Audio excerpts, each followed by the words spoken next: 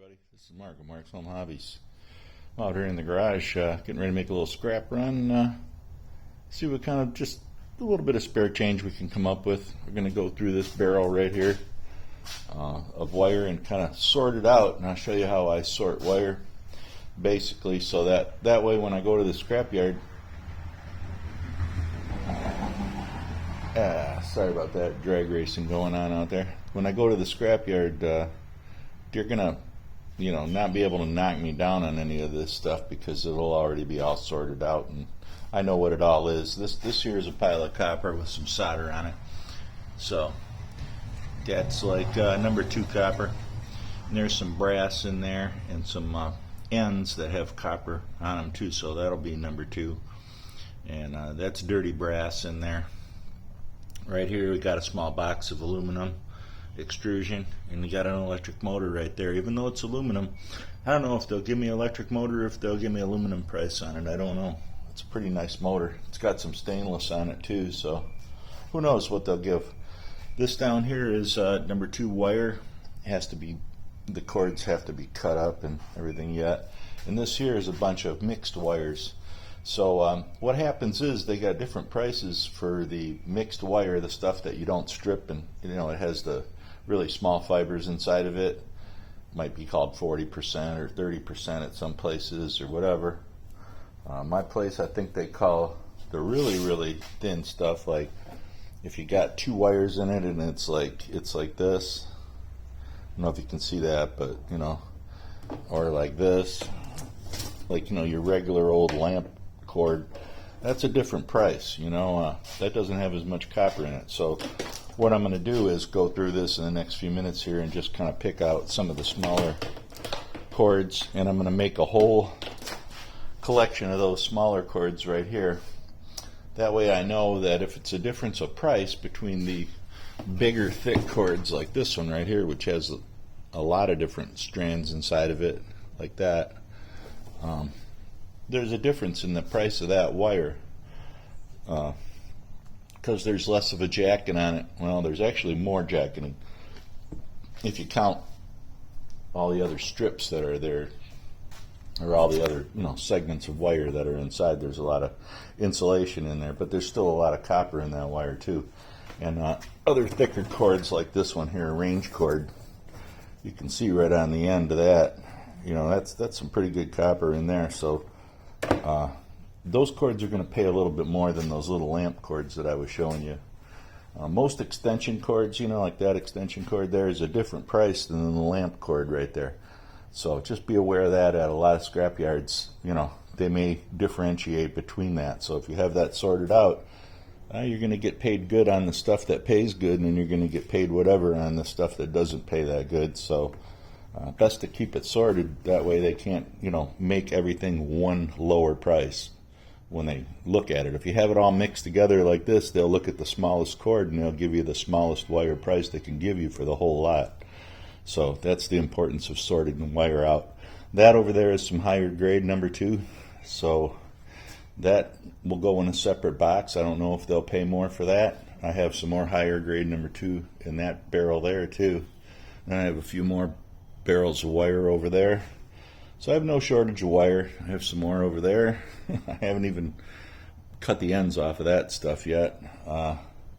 Yeah, so I'm gonna make a little scrap run here.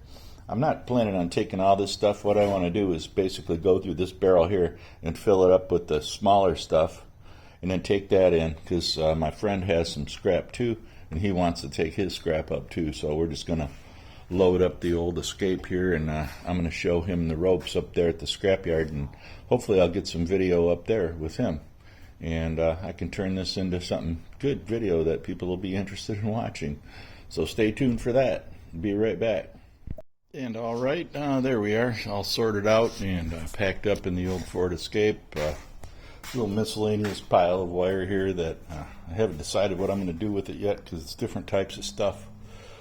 Also over here I got some Romex, and I'm not taking all this in right now because some of this is old, some of this is new. Got to sort it out, otherwise they pay you a different price. I got some more communication line. I got some really fat cable down there. I got to check with the scrapyard and see if it would pay me better in order to scrap that, to strip it, I should say. Let's walk back here and I'll show you what I'm talking about. I think I showed you this already, but just to be sure, let's see what we got. This is what it all looks like in the back here. This right here is high grade wire number 2. This is Bear Bright copper right here, about 15 pounds. It's about 15, 20 pounds worth of lamp cords. This is about maybe 10 pounds worth of number 2. This is Cat 5 cable. All this, it's a really low price for that, but that's okay. This is my mixed box. It's got number 2 copper. It's got some plumber's brass. It's got some electric aluminum motor and some aluminum extrusion. So we can get paid some money today at least. Also, yeah, that's a heavy box. Also under here, that's extension cords. So we'll see if they give us a different price for that. I don't know if they will. They might just say lamp cords for everything except the copper, of course, you know. So I don't know what they're gonna say, but I just go up there and let them sort it out, and as long as the weights are good, you know, I'm okay. I know that business is business, so as long as they give me a decent price, I'm okay. So anyways, I'm gonna go and get ready to go pick up my buddy, and he wants to learn about the precision art of scrapping. So we're gonna teach him all that we know, and we're by no means experts here in this household, that's for sure. Excuse me while I clean off the leaves off my deck here. I have a magnolia bush right here that's no longer a bush, it's a tree, and it sheds all kinds of garbage on my poor truck. So once in a while you got to clean that out, you know. Otherwise, that's where the rust happens. Of course, you can see the rust has already happened right there. Yeah, that tailgate is gone. Got to fix that.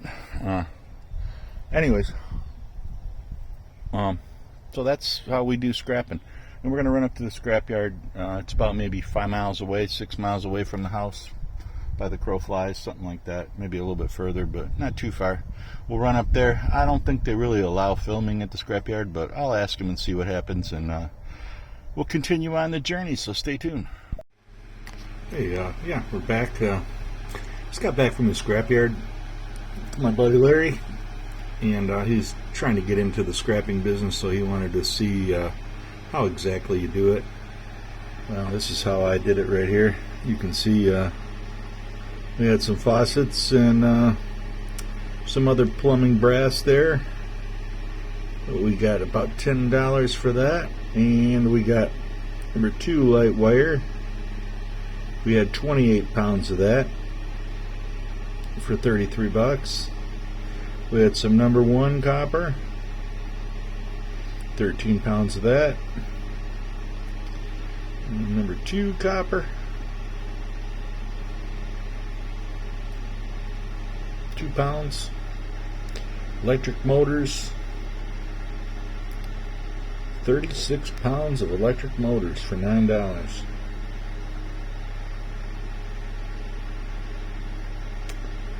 Panel wire, $1.65 a pound. 18 pounds of that, 30 bucks there.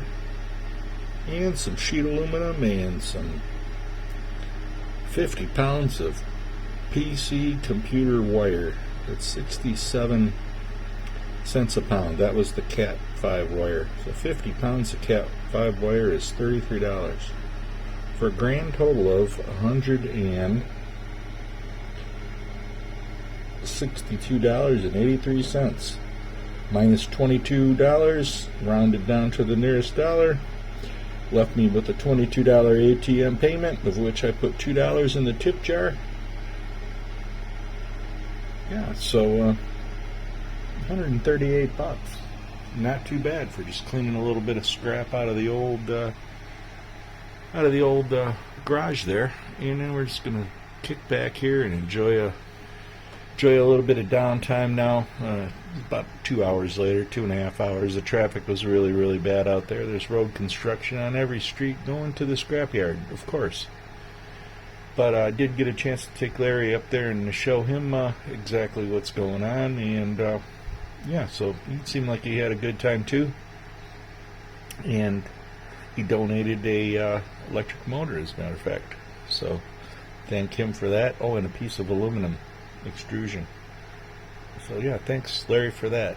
And thank all of you new subscribers for coming on board there, subscribing to my channel, having a little faith in me there, make some videos.